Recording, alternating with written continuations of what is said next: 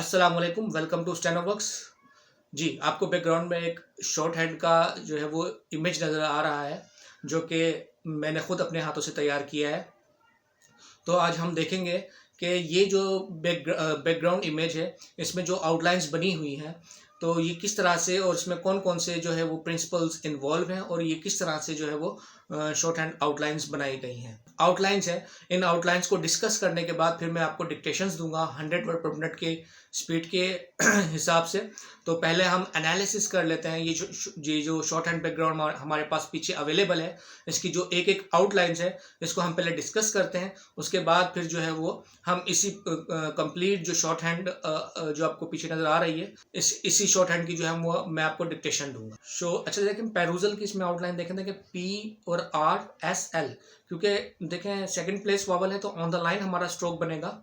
तो पेरूजल जो है वो आउटलाइन ऑन द लाइन है। Perusal of record simple outline shows. That the द केस वाज, देखिए केस जो है वो ऑन द लाइन है, के साथ एस जो है वो आपने सर्कल बनाना है। वाज पेंडिंग अच्छा पेंडिंग को देखें, पी के साथ एन हुक लगा के पी को हमने हाफ किया है, क्योंकि हाफ इसलिए किया है क्योंकि इसके अंदर जो है वो हमारे पास हाविंग इन्वॉल्व हो रही है, पेंड।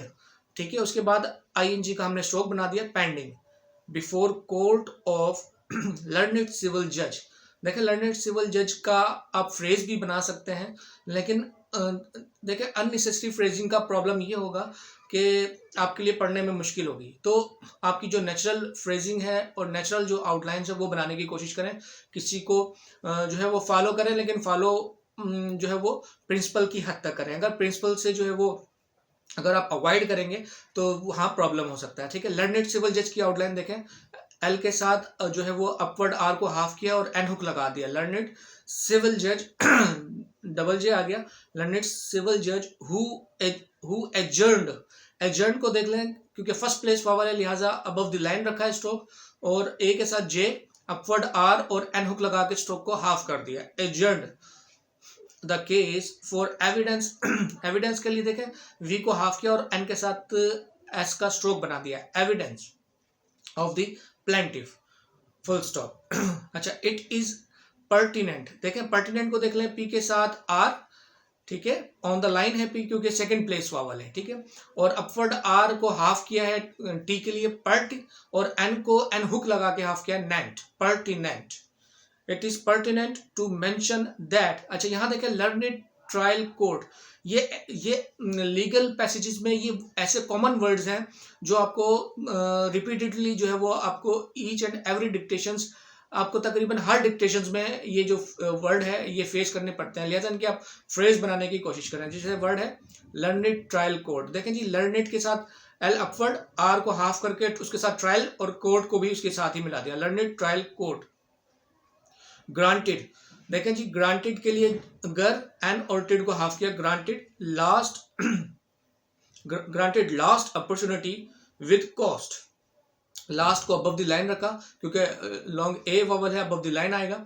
लास्ट अपॉर्चुनिटी की शॉर्ट फॉर्म है with costs, full stop. Thereafter after को डबल किया है, देयर और after comma file, thereafter the file of the learned trial court, देखें लर्नेड ट्रायल कोर्ट फिर दोबारा आया, उसी तरह से हमने स्ट्रोक बनाया लर्नेड ट्रायल कोर्ट का। वाज समन्ड, एस के साथ एम को हाफ किया और एन हुक लगा दिया। Was summoned by the learned appellate court, देखें जी अब इसमें देखें लर्नेड एप्लेट कोर्ट की जो है वो आउटलाइन देख लें। लर्नेड का मैं आपको ऑलरेडी बता चुका हूँ, एप्लेट के लिए पी और अपवर्ड एल को हाफ किया, एप्लेट हाविंग अप्लाई हो रहा है, एप्लेट और कोर्ट का जो है वो स्ट्रोक जो शॉर्ट फॉर्म है learned appellate court and was remanded to the learned trial court. Remanded downward R से लिखा जाएगा, ठीक है, एम के साथ एन हुक लगाया और डी को हाफ किया, remanded to the learned trial court, full stop. अच्छा, on the record of learned trial court was placed before the learned civil जज हु एडजर्न्ड, फिर दोबारा एडजर्न आ गया, the case for before learned civil जज who adjourned the case for when the learned trial court. देखें the का आपको पता है कि when the, with the, what the, of the, तो द के लिए आपने एक हल्का सा टिक लगाना होता है, क्योंकि ये भी एक जो है दा भी फ्रीक्वेंट यूज़ है वर्ड में, फ्रीक्वेंटली यूज़ होता है। तो हमने ये पढ़ा है बेसिक के अंदर कि अगर मोस्ट प्रोबेबली ऐसे वर्ड्स के साथ अगर दा आता है जिनके साथ हम जो है वो इजीली इसको प्लेस कर सकते हैं, तो आपने उसके साथ एक हल्का सा टिक लगा देना होता है। Learn it, trial code, proceeded. देखें प्रोसीडिड को देख लें, पर के साथ एस और डी को जो है वो हमने क्या किया, हाफ कर दिया। Proceeded to close the plaintiffs evidence, to produce evidence. Under order देख लें जी, अंडर ये मैंने खुद फ्रेज जो है वो बनाया है, अगर आप इसको फॉलो करना चाहते हैं वो भी ठीक है, अगर सेपरेट लिखना चाहते हैं वो भी ठीक है। अंडर और ऑर्डर को जो है वो जिस तरह से लिखा जाता है, under order rule and dismiss this suit. अच्छा, लर्नेड कौंसल फॉर दी एपिलांट देख लें, ये आउटलाइन देख लें। लर्नेड कौंसल फॉर दी एपिलांट, देखें क्या किया है, के को कौंसल के लिए के हमने लिख दिया है और एपिलांट्स के लिए हमने पी और एल को हाफ करके एन एस का जो है वो ज्वाइन कर दिया है। तो ये इस तरह से क्यों किया है, इस तरह से इसलिए किया है क्योंकि ये मोस्ट प्रोबेबली और मोस्ट कॉमन वर्ड्स हैं जो कि हम लीगल डिक्टेशंस में फेस करते हैं। लिहाजा अगर आप कंप्लीट लिखने की कोशिश करेंगे तो उसमें मोर टाइम कंज्यूम होगा आपको। तो फ्रेजिंग आप अप्लाई करें, ज़रूरी नहीं कि अगर आप ये स्ट्रोक बनाना चाहते हैं, अगर आप अपनी मर्जी से कोई इस तरह का स्ट्रोक बनाना चाहते हैं जो कि ईजीली आप उसको पढ़ सकते हैं, तो आप उसको जो है वो ज़रूर ट्राई करें। Learned counsel for the appellant submitted an affidavit. देखें जी, एफिडेविट एफ के साथ डी और एफ हुक लगा के जो है वो डी को हाफ किया है, एफिडेविट। देयर बाय स्वर्निंग, देखें स्वे सर्कल आ गया और डाउनवर्ड आर, और डाउनवर्ड आर के साथ an hook, swearing. Swearing that he appeared before the learned civil जज, before the learned civil judge, and thereafter he never appeared in the learned trial court. उसके बाद there is no counter affidavit, there is no counter affidavit। देखें जी, counter के लिए हमने के को double क्यों किया, देखें आपने पढ़ा होगा टर या दर कहीं भी आता है तो हमने क्या करना होता है, पहले स्ट्रोक को डबल कर देना होता है। तो के को हमने डबल क्यों किया, क्योंकि अगर टर आ रहा है तो के को डबल करके और एन हुक लगा दिया तो ये काउंटर बन गया, ठीक हो गया, और आउ का हमने डिफ्थोंग भी डाल दिया है। Counter affidavit and this court has no reason and this court. देखें दिस कोर्ट को आप ऐसे भी लिख सकते हैं, अगर सेपरेट लिखना चाहें तो वो भी लिख सकते हैं, कोई हार्ड एंड फास्ट रूल नहीं है, लेकिन ये फ्रेजिंग मैंने इसलिए अप्लाई की है ताकि स्पीड आपकी बूस्ट हो।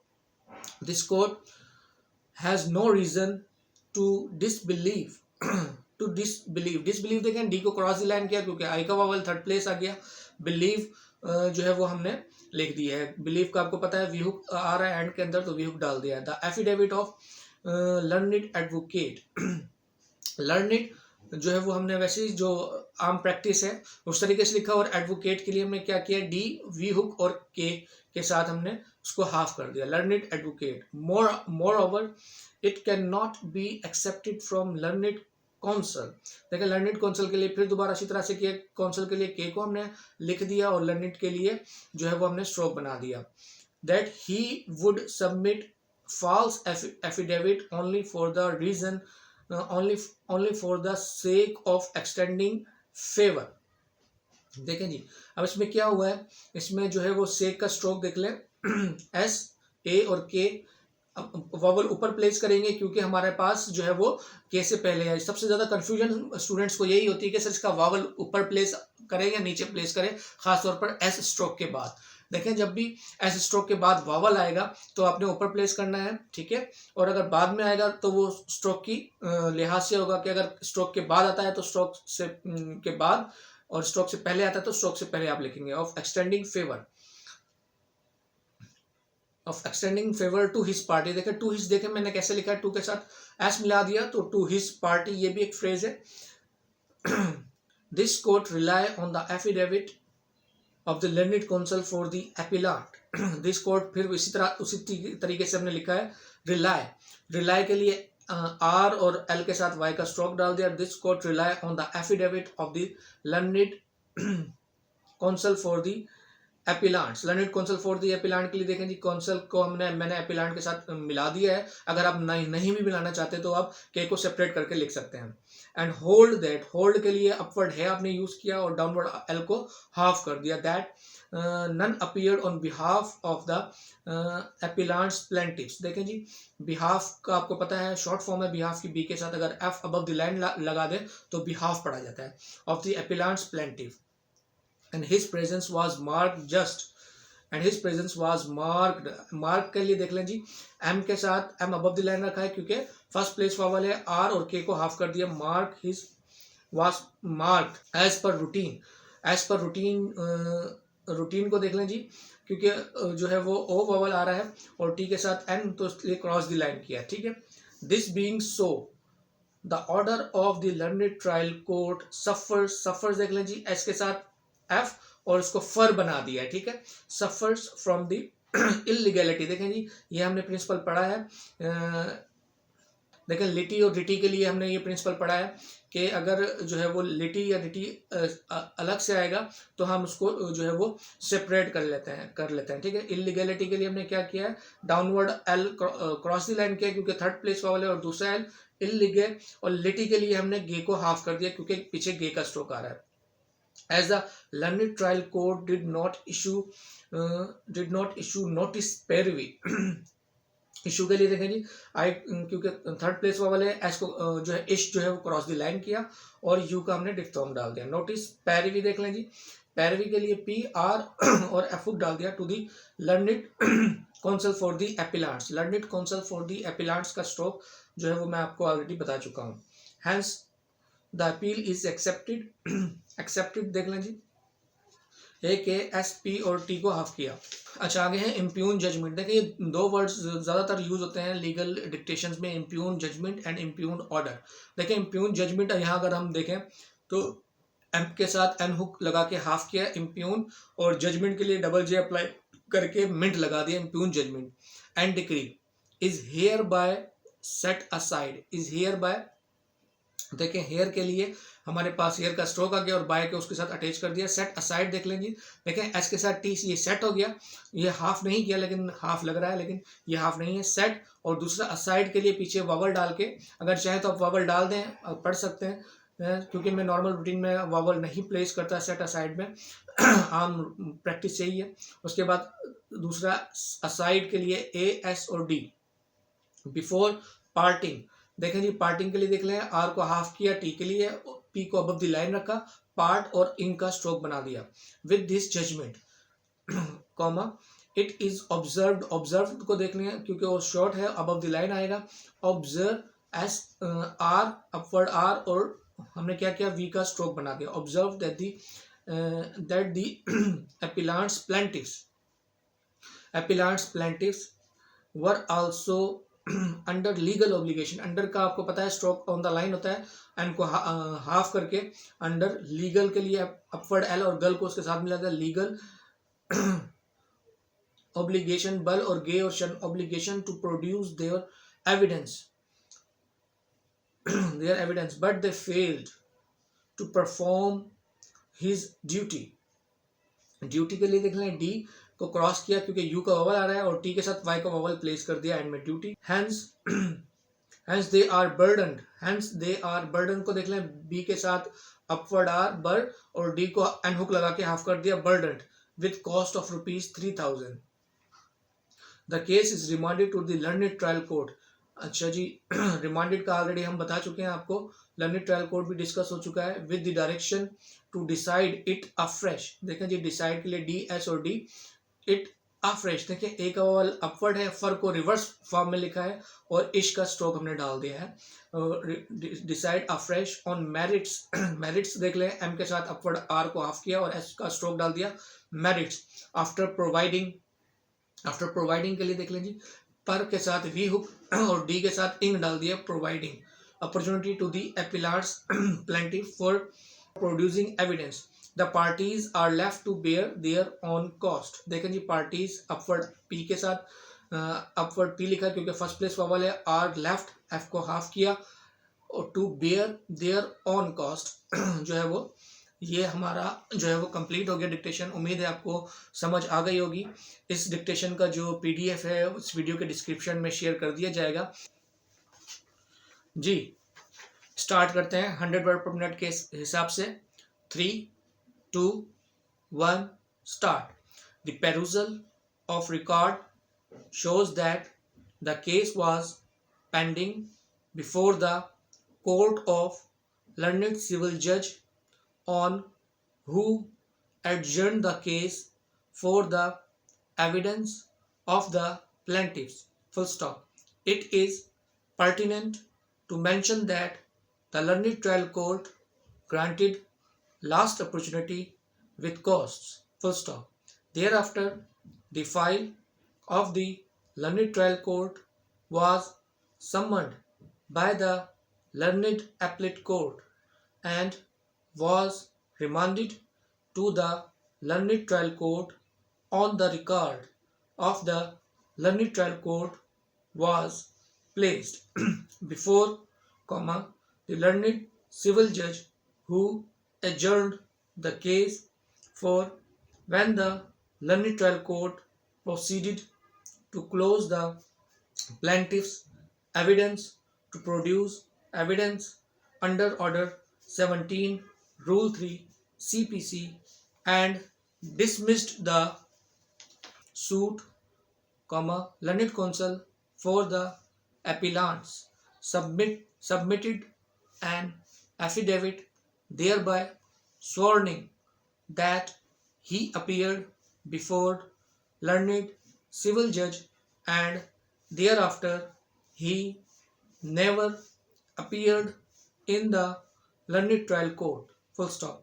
There is no counter affidavit and this court has no reason to disbelieve the affidavit of a learned advocate. Full stop. Moreover, it cannot be expected from the learned counsel that he would submit false affidavit only for the sake of extending favor to his party. Full stop. This court rely on the affidavit of the learned counsel for the appellants and hold that none appeared on behalf of the appellants plaintiffs and his presence was marked just as per routine. Full stop. This being so, the order of the learned trial court suffers from illegality as the learned trial court did not issue notice pari to the learned counsel for the appellants, hence, the appeal is accepted and the impugned judgment and decree is hereby set aside. Full stop. Before parting with this judgment, it is observed that the appellants plaintiffs were also under legal obligation to produce their evidence, but they failed to perform his duty, hence they are burdened with cost of rupees 3000. Full stop. The case is remanded to the learned trial court with the direction to decide it afresh on merits after providing opportunity to the appellant's plaintiff for producing evidence. Full stop. The parties are left to bear their own cost. Full stop. हाँ जी, ये dictation लेने के बाद इस dictation को आप जो है वो कन्वर्ट करें, मैनुअली कन्वर्ट करें या अपने कंप्यूटर पे कन्वर्ट करें, लेकिन कन्वर्ट लाजमी करना है. अच्छा, तो आज के लेक्चर के लिए इतना ही. जस्ट आप अपना फीडबैक दीजिएगा कि इस तरीके से अगर आपकी अंडरस्टैंडिंग मज़ीद बेहतर होती है तो हम इन लेक्चर्स को कंटिन्यू करेंगे और आपको मैं मज़ीद जो है वो इस तरह से गाइडलाइंस प्रोवाइड करता रहूँगा. तो कमेंट्स में ज़रूर शेयर कीजिए कि ये जो मेथड हमने डेवलप किया है न्यू आप लोगों को सिखाने का, ये आप लोगों को जो है वो कैसा लगा. तो थैंक यू सो मच. आज के लेक्चर के लिए इतना ही. इंशाल्लाह नेक्स्ट लेक्चर में फिर मुलाकात होगी. तब तक के लिए अल्लाह हाफिज़.